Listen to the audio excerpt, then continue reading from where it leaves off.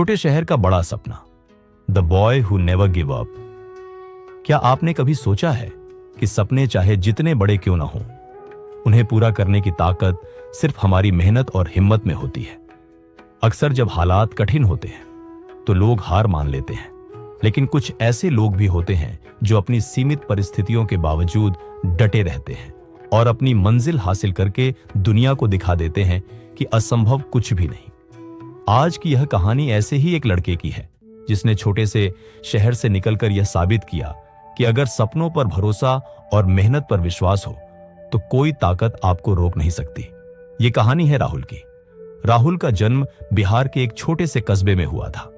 कस्बा छोटा था, वहां की गलियां संकरी थीं और जिंदगी की सुविधाएं भी बेहद सीमित। उसके पिता एक साधारण दर्जी थे और मां संभालती थी।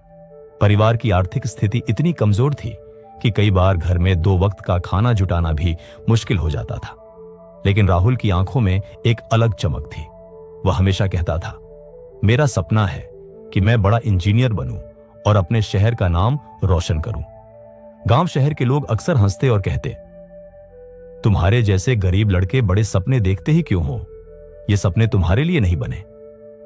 लेकिन राहुल ने कभी हार मानने का नाम नहीं लिया। स्कूल की पढ़ाई बेहद कठिन थी। किताबें खरीदने के पैसे नहीं थे तो वह अपने दोस्तों की पुरानी किताबों से पढ़ाई करता। कभी कभी वह घंटों तक गांव की लाइब्रेरी में बैठा रहता और वहां की हर किताब पढ़ डालता।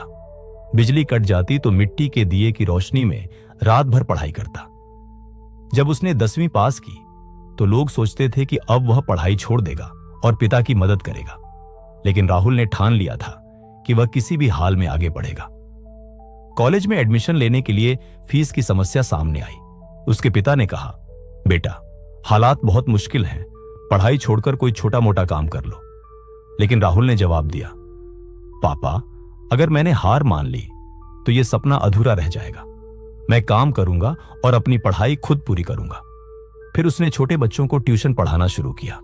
दिन में कॉलेज जाता और शाम को बच्चों को पढ़ाता। कई बार थक कर चूर हो जाता, लेकिन अपने सपनों को कभी नहीं छोड़ता। कॉलेज की पढ़ाई के दौरान उसे शहर की असली चुनौतियों का सामना करना पड़ा। शहर के बच्चों के पास अच्छे संसाधन थे, लैपटॉप, कोचिंग, महंगी किताबें।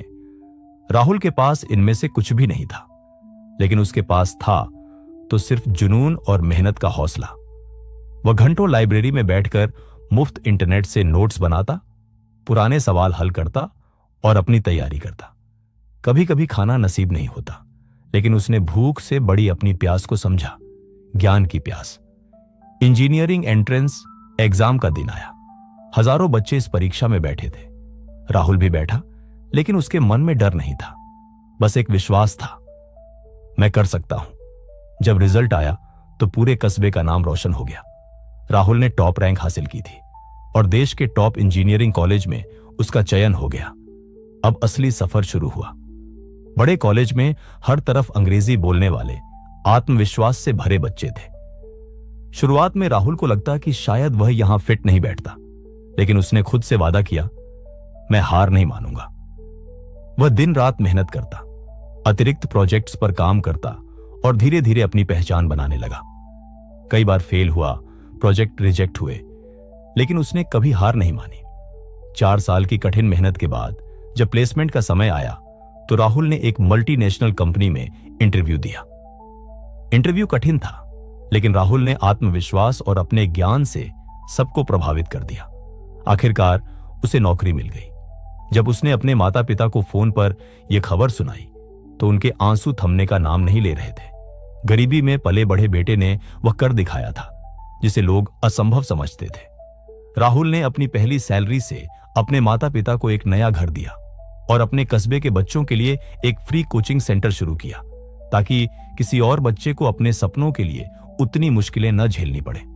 आज राहुल हजारों युवाओं के लिए प्रेरणा बन चुका है। उसकी कहानी यही कहती है, अगर आप छोटे शहर से हैं तो कोई फर्क नहीं पड़ता। फर्क पड़ता है तो सिर्फ आपके सपनों की ऊंचाई और उन्हें पाने की जिद पर। हार मान लेना आसान है, लेकिन डटे रहना ही असली जीत है। तो दोस्तों, याद रखिए, हर सपना सच हो सकता है, चाहे हालात कितने ही मुश्किल क्यों ना हो। बस जरूरत है मेहनत, आत्मविश्वास और कभी हार ना मानने वाले जज्बे की। अगर राहुल कर सकता है तो आप भी कर सकते हैं।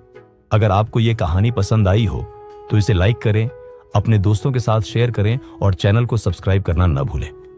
मिलते हैं अगले वीडियो में एक और नई प्रेरणादायक कहानी के साथ। धन्यवाद।